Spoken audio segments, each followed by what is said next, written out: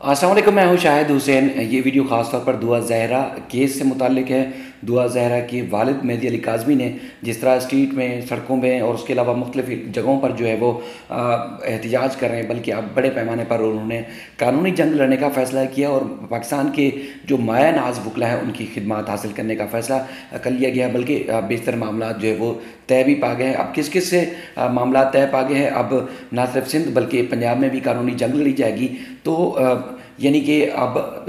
यहाँ सिंध के कानून और पंजाब के कानून में जो फ़र्क है उसके हिसाब से ही अब कानूनी जंग लड़ी जाएगी, क्योंकि निकाह वो समझते हैं गैर कानूनी है। दूसरा, कौन कौन से वकला हैं वो भी बताता हूँ आपको। और इसके अलावा जो सूरत हाल है वो ये है कि जो मेरी मुख्तलिफ़ कानूनी माहिरीन से बात हुई, वो क्या कहते हैं, यानी कि उनके हिसाब से जो 16 साल से कम उम्र जो बच्ची है, उसको उसकी जो अगवा या अबडक्शन जो है,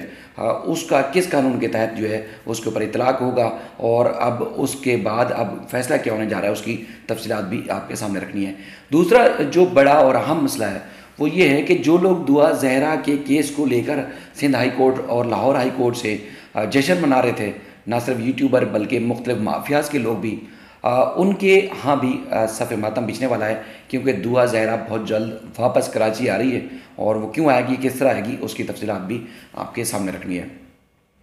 एक तो ये है कि जो जब से ये अदालतों में केस आया, इससे पहले जब बाहर था, तो उसके बाद जब अदालतों में केस आया तब से लेके अब तक, इस वक्त तक मुसलसल, मैंने आपको जो आप यूट्यूब पे भी देखते हैं, तो मैंने मुसलसल कोशिश की कि सिर्फ़ और सिर्फ दुआ ज़हरा का जो केस है उसकी जो जो पेशरफ्त हो सके उसको आगाह किया जाए। यानी कि मेहदी अली काज़मी साहब अगर 24-24 घंटे मुसलसल बाहर हैं, तो हम 12-12, 18-18 घंटे उनसे कनेक्टेड भी हैं, ना सिर्फ अदालतों बल्कि जहाँ जहाँ प्रोटेस्ट हो रहे हैं। तो हम कोशिश कर रहे हैं कि जो उनकी आवाज़ है, एक मज़लूम बाप की जो आवाज़ है, वो हज़ारों लाखों लोगों तक पहुँचाई जाए। अदालतों में 6-6, 8-8 घंटे खड़े रह रह के हम उन चीज़ों से भी आपको आगाह करते हैं जो एक आम यूट्यूबर सुनी सुनाई बातों से आपको आगाह करता है। तो ये किसी पे एहसान नहीं है, ये हमारी बहैसियत मुसलमान, बहैसियत पाकिस्तानी, बहैसियत इंसान जो है ज़िम्मेदारी है। हालांकि इस सारे मामले को लेकर काफ़ी सारी हमें तनकीद का भी सामना करना पड़ता है कि बिलाखिर ऐसी क्या वजह है कि तुम इतना जो है वो इस केस को संजीदा लेके, या इस केस के, क्योंकि ये मेरी, मैं समझता हूँ, बहन बेटी और एक समझ लें मुसलमान बेटी का एक मामला है, और उनको अगर कोई वरगला कर लेके गया है तो उनका साथ देना, उसके माँ बाप का साथ देना, ये मेरी सहाफ़ती ज़िम्मेदारी भी है, मेरी अखलाकी ज़िम्मेदारी भी है और मेरी इंसानी ज़िम्मेदारी भी है। और ये वक्त किसी पर भी आ सकता है। तो पहले तो ये वो खुद उनके माँ बाप जो है वो दाद के मुस्तहक हैं कि वो हिम्मत कर रहे हैं, बाहर हर तरह से लोग, हर तरह के लोगों का सामना कर रहे हैं। तो उसके बाद फिर उनका साथ देना, जिस तरह हज़ारों पाकिस्तानी उनका साथ दे रहे हैं, प्रोटेस्ट में आ रहे हैं, बहन बेटियों के साथ प्रोटेस्ट में आ रहे हैं, और ख़ासतौर पर बहन बेटियां खुद निकल कर बाहर आ रही हैं, और जिन्होंने कभी रोड पर जाकर किसी दूसरे काम के लिए नहीं निकली थी, वो आज मेहदी अली काज़मी और दुआ ज़हरा की बाज़ाबी के लिए एहतजाज कर रही हैं। तो ये हम सब का इखलाकी फ़र्ज़ है, और आखिरी दम तक हम भी हिम्मत नहीं हारेंगे। जिस तरह मेहदी अली काज़मी साहब ने ऐलान किया है कि वो हिम्मत नहीं हारेंगे, और जिस तरह सपोर्ट हो सका हम इस तरह सपोर्ट जारी रखेंगे। अच्छा, दुआ ज़हरा के केस को लेकर मेरी जो मुख्तलिफ़ कानूनी माहिरीन हैं उनसे बात हुई, और उनका कहना ये है कि 16 साल से कम उम्र जो बच्ची है, उनकी जो वालिदैन से कानूनी मावनत या एक लीगल गार्डियनशिप जिस तरह है, उससे दूर करना जो है वो पाकिस्तान की जो ताज़ीरत पाकिस्तान की सेक्शन 361 है, उसके तहत ये अबडक्शन या अगवा के ज़ुमरे में आता है। यानी कि जो दुआ ज़हरा का मामला है, ये पाकिस्तान की जो ताज़ीरात पाकिस्तान की दफ़ात है उसके तहत ही ये जुर्म है। इसको दुआ ज़हरा के स्टेटमेंट या जो भी शवाहिद आप पेश करें, मेडिकल सर्टिफिकेट, उसका इतलाक़ होता ही नहीं। बुनियाद ही इसके जो है वो गैर कानूनी है कि यानी कि बच्ची की उम्र ही कम है, तो फिर आप इसके मेडिकल की सर्टिफिकेट की बुनियाद पर या दुआ ज़हरा के बयान के ऊपर उसकी ज़िंदगी का फ़ैसला कैसे कर सकते हैं, या किसी माफियाज़ के हवाले जो है वो कैसे कर सकते हैं। कानूनी माहिरीन कहते हैं कि असल में जुर्म की जो एक आगाज़ है, बुनियाद है, वो तो वहीं से शुरू हो गई ना। यानी कि किसी को आपने वरगलाया, बहलाया, फुसलाया, और उसके बाद फिर उसको घर से, इलाके से और या सूबे से बाहर ले गए, तो ये तो क्राइम वहीं से शुरू हो गया ना, जब आपने यहाँ से उसको लेके गए और उसके बाद फिर आपकी ये कोशिश थी कि एक सिंध के जो चाइल्ड मैरिज एक्ट का जो इतलाक़ है वो ना हो, और उसके बाद फिर दूसरे सूबे में ले जाकर शादी करने का मकसद यही था कि सिंध के जो कानून है उसका इतलाक़ ना हो बल्कि पंजाब के कानून का इतलाक़ हो। तो उसका फ़ायदा उठाने के लिए तो लेके गए थे, तो उसके बाद फिर इस कानून का इतलाक़ कैसे नहीं हो सकता जिसके तहत दुआ ज़हरा को जो है वो तहफ़्फ़ुज़ फराहम किया जाना चाहिए था, या सिंध हुकूमत ने जिस तरह के कानून बनाए। कानून ठीक है या गलत है वो तो एक अलग ही राय है या एक अलग पहलू है, लेकिन बुनियादी तौर पर तो जुर्म तो यहाँ से हुआ है, तो फिर इसके केस का जो फ़ैसला है या केस का जो एक हियरिंग है या उसका ट्रायल का जो फ़ैसला है वो सिंध से होगा। कुछ और जो कानूनी माहिरीन हैं उनसे जब हमारी बात हुई, उनका कहना है कि सिंध का तो अपना मामला है ही है, मेहदी अली काज़मी साहब को पंजाब में भी कानूनी जंग लड़नी पड़ेगी, चूँकि वहाँ के हिसाब से भी चूँकि इसको सिंध से लेके जाया गया और उसके बाद मकसद सिर्फ और सिर्फ यही था दिमाग में कि बच्ची से इस गैर कानूनी तौर पर शादी करनी है, तो फिर वहाँ पर भी कानूनी जंग लड़ने के बाद फैसला इनके हक़ में आ सकता है। दूसरा जो एक अहम मामला है वो ये है कि पाकिस्तान के मायानाज वकला,